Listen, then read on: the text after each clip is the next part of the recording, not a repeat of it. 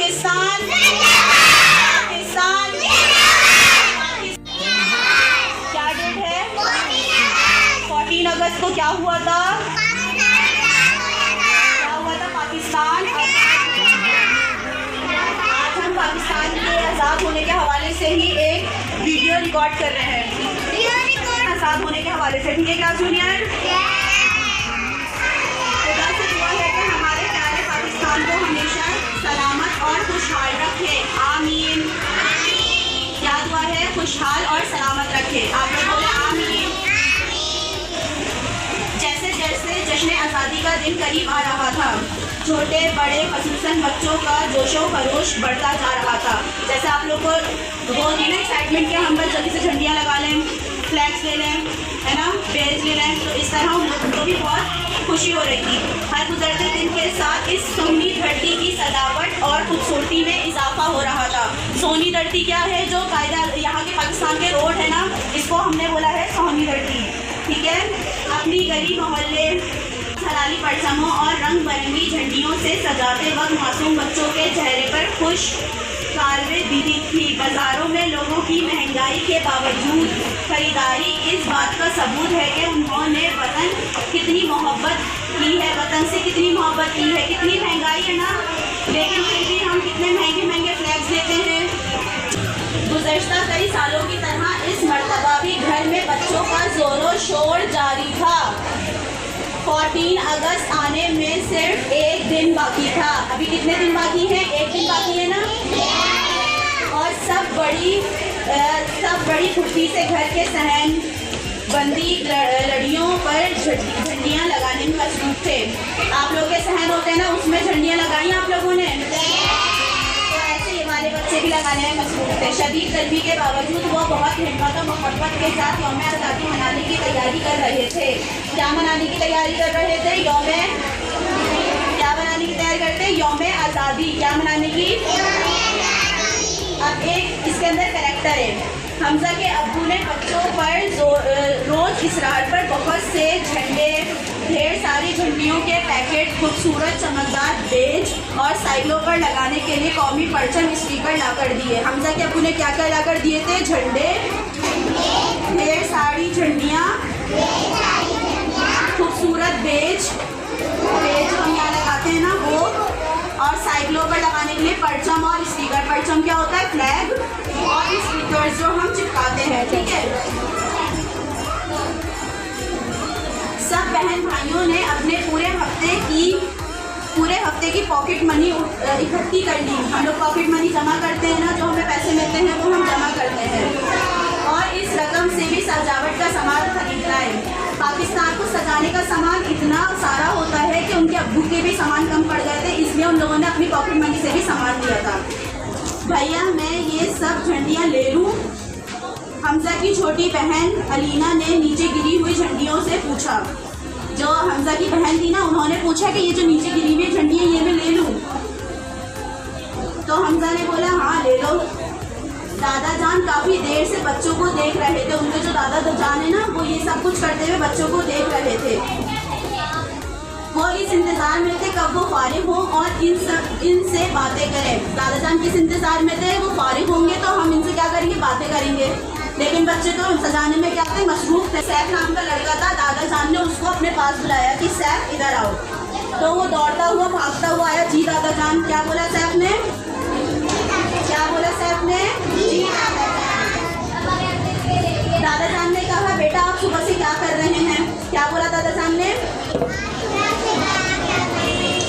उन्होंने प्यार से पूछा तो सैफ ने जवाब दिया दादाजी हम जश्न आज़ादी की तैयारी कर रहे हैं। सैफ क्या कर रहे थे? जश्न आज़ादी की तैयारी कर रहे थे। क्या कर रहे थे?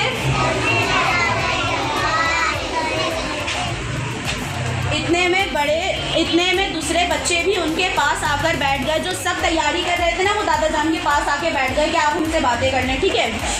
दादा जान ने उनसे पूछा कि बेटा हम 14 अगस्त के दिन अपने घरों को क्यों सजाते हैं? आप लोगों को पता है हम अपने घरों को क्यों सजाते हैं? पता है? तो दादा जान ने भी पूछा। अलीना ने कहा क्योंकि इस दिन कायदे आज़म ने पाकिस्तान आज़ाद किया था। क्या किया था? किसने? कायदे आज़म ने। किसने आज़ाद किया था? दादा जान मुखातिब हुए, शाबाश। अलीना को दादा जान ने क्या बोला? शाबाश। जब आपसे भी कोई पूछे ना तो आप लोग भी बता दिएगा, ठीक है? क्या आपको पता है मुसलमान बोला था ना दादा जान ने, क्योंकि अलीना ने उनको बताया था कि कायदे आज़म ने पाकिस्तान आज़ाद किया था। अपना अलहदा मुल्क क्यों बनाया है मुसलमानों ने? बच्चे खामोश रहे तो वो बोले, मतलब जैसा कि आप लोगों को नहीं पता तो वैसे उन बच्चों को भी नहीं पता था, तो दादा जान बोले चलो मैं आपको बताता हूँ। हिंदुओं में अंग्रेज, सिख और हिंदू मुसलमानों को बहुत तंग करते थे। कौन कौन तंग करता था? हिंदू, अंग्रेज और सिख।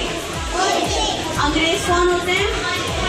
जो बाहर मुल्कों में रहते हैं ना, वो मुसलमान नहीं होते, ठीक है? और जो हिंदू होते हैं वो भी मुसलमान नहीं होते, तो वो किसको तंग करते थे? हम लोगों को तंग करते थे। हाँ, और वो उन पर जुल्म सितम क्या करते थे? क्या करते थे? जुल्म सितम। जुल्म सितम क्या होता है? वो कभी मुसलमानों को मार देते थे, कभी कुछ करते थे, ठीक है? इस वक्त हमारे कौमी शायर कौन? मैं नाम बता रही हूँ।